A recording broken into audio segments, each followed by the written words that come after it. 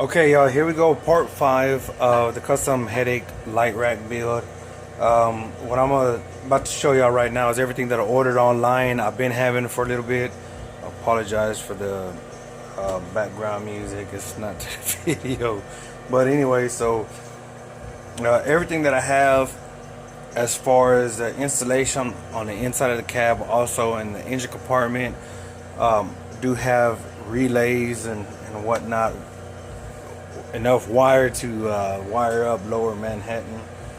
And let me show you what I have right now. Alright, this is everything that I have. We're gonna have to well, most of the stuff that I have.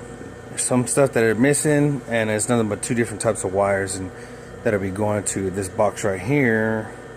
So what we have so far, a template that I cut out. Actually, the actual piece that I'm gonna be using, it's gonna be painted black, of course. Y'all see it later on what I mean.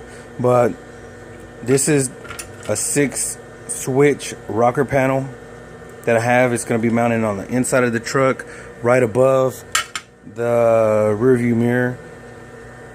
I also have the relay box, the wiring box with the fuses that go right here. Well, let me get back with you on this. This one, I believe it costs like 37 bucks. Everything's already pre-wired. The only thing that you need to wire up is these tabs right here going to the lights themselves. And there's a specific way that I'm gonna wire this up because these lights are a little bit bright from what I've been hearing.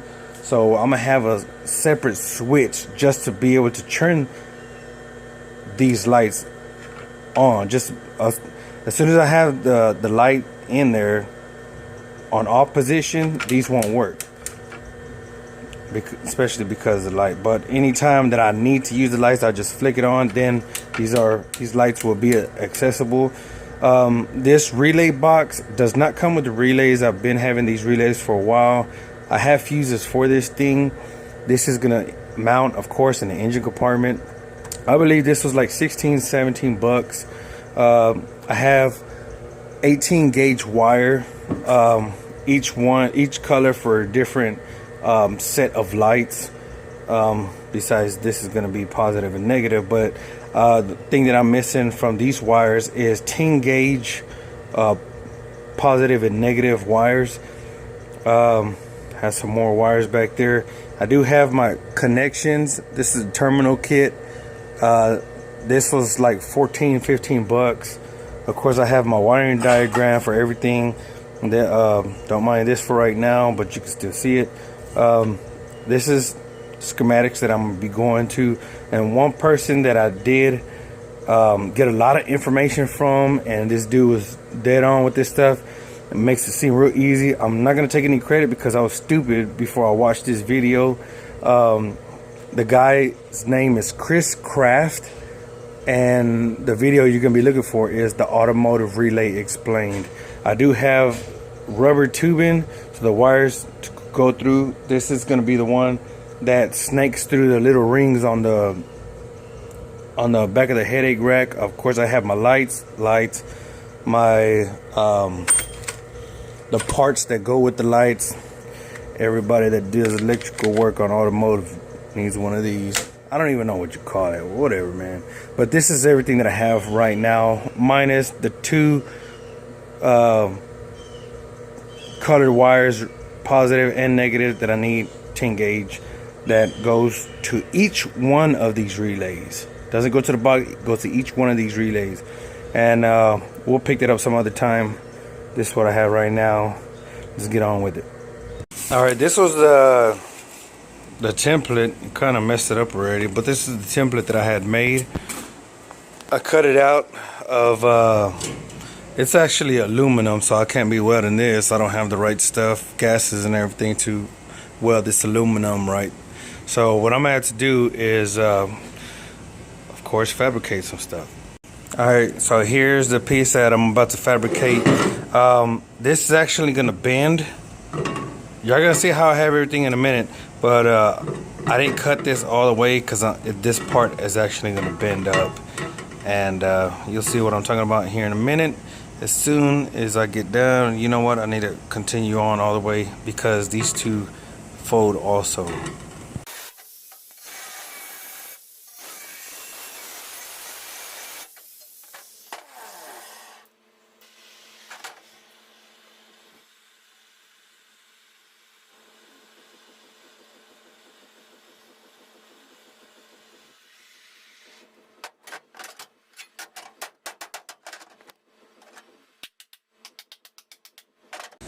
Alright, this is what we have.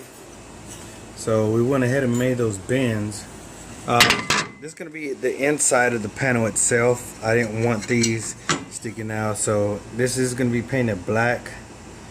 Gonna look a little funny, but try to make it look as best as I can.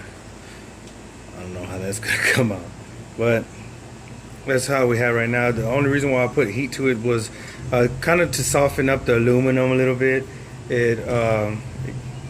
From cracking, and that's something that I don't want to do. When you heat this up, it bends pretty good. It bent pretty easy, pretty fair, but if you're not too careful, the cuts that I made in them could easily be cracked. Alright, all this bending and everything, well, y'all see where I messed up at. So basically what we're gonna do is we're gonna go ahead and cut this piece off, and I mean, I'll still be able to use it. You'll see it fits really snug in there. So that's a little mistake that I made, but it wasn't a big mistake. We'll be able to correct that here in a minute. Okay, so here it is. The bracket already on the truck. That's just a test fitment for right now. Of course, y'all already know that this is going to be painted. It's going to be sanded pretty good and painted. I do have a little gap up here, but that's going to be taken care of also. Basically, so it doesn't cut in to the top. I'm going to have my top redone eventually. But so it doesn't cut into the top, I did grind down some on the aluminum and smooth out the edges, but I'm still going to get a black skinny rubber hose, and I'm gonna put it along the edges right here, so I could just close that gap, because I don't like that gap, and I just want everything to look a little bit more smooth. It is pretty stout the way it is right now, so everything's looking good, man. And I was messing with that. I was messing with that the bracket right there, right here. I was messing with it for about 2 hours. Trying to figure out cuts. I actually took the top, this piece right here, actually took it off all the way across. It's only two small screws holding it in. I took it off and I was doing some test fitments, and it took a little while just to get everything decent. I mean, it's not perfect, but it looks pretty good to me. Alright, first of all, I apologize for this AC run right here. Is my neighbors. Just to let y'all know what I have so far is I went ahead and painted the bracket for the rocker panel for the 6 switches, and I ran the positive and negative through, and like I was telling y'all the other day, I know the lights on this thing are pretty bright, especially at night, so I tied it into another button that only controls the lights on the panel itself and doesn't control the whole switch panel. So let me show y'all what I'm talking about. You see how they're off right now? This is the button that I tied it into. So we turn on the button, it lights up. You see my lights, they're lit up. Because I don't, every time I turn on the truck, I don't want these lights to be super bright, so I just only turn on the lights where I need them at night. Of course, here, turning all the lights on, I am going to be getting the stickers for these. They look a lot brighter in the video, but they're not that bright. But I will be getting the stickers to basically tell me what lights I am turning on. But I guess I'll go ahead and close out this video for right now. And I had no idea that, I almost forgot I left the lights on. But I had no idea that these videos were gonna be this series was actually gonna be this long. Looks like we're gonna be heading on into part 6 already, man. Part 6 of this this build for Rhino, and I guess the next part will be we'll be taking care of all the wiring and everything. And like, subscribe if you want. This isn't no popularity contest for me. This is basically just, as I started to mention in my last videos, it's only just to show you that y'all could do this stuff also. Y'all got any questions or comments, go ahead and leave them. I check every day my videos, see if anybody, or even, you know, shoot me an email or whatever. It don't matter.